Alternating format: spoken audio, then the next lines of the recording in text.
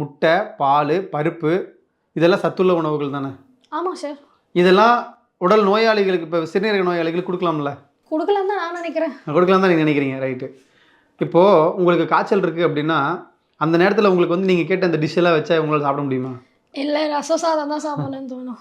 ஏன் சாப்பிடலாம்ல? அப்போ உங்களுக்கு உடம்பு பலகீனமாக தான் இருக்கீங்க. ஏன் நல்லா ஃபுல்லாக மீல்ஸு, நான்வெஜ்ஜு, இதெல்லாம் சாப்பிடலாம்ல? ஆக்சுவலி பக்கெட் சிக்கன்லேருந்து எல்லாம் வச்சு சாப்பிடலாம்ல? உடம்பு சரியில்லாமல் இருக்கும்போது டைஜஸ்ட் ஆகாதுல்ல சார், அதுக்காக தான். அதே தான் சொல்கிறேன். அதிக சத்துள்ள உணவுகள் சாப்பிடும்போது அதிக சத்துக்கள் விரயமாகுங்கிறத விட செரிமான சக்தி அதிகமாக விரயமாகும். ஓகே. ஏன்னா ஏற்கனவே உங்களோட உடலில் வந்து நீர் அங்கங்கே கோத்துக்கிட்டு இருக்கும். நிறைய பேருக்கு வந்து நைட்டு மூச்சுட முடியாது, செரிமானம் இருக்காது, பசி எடுக்காது, கால் வீக்கம் இருக்கும், மூச்சு சிரமமாக இருக்கும், தடிப்பு ஏற்படும், பிப்பு ஏற்படும். அப்போல்லாம் என்ன அப்படின்னா அவங்களுக்கு செரிமான சக்தியை அதிகமாக விரயம் பண்ணவே கூடாது. ஸோ அதுக்கு தான் பருப்பு வகைகள், அசைவம், முட்டை, கீரை இது எல்லாத்தையும் டோட்டலாக அவாய்ட் பண்ண சொல்கிறது.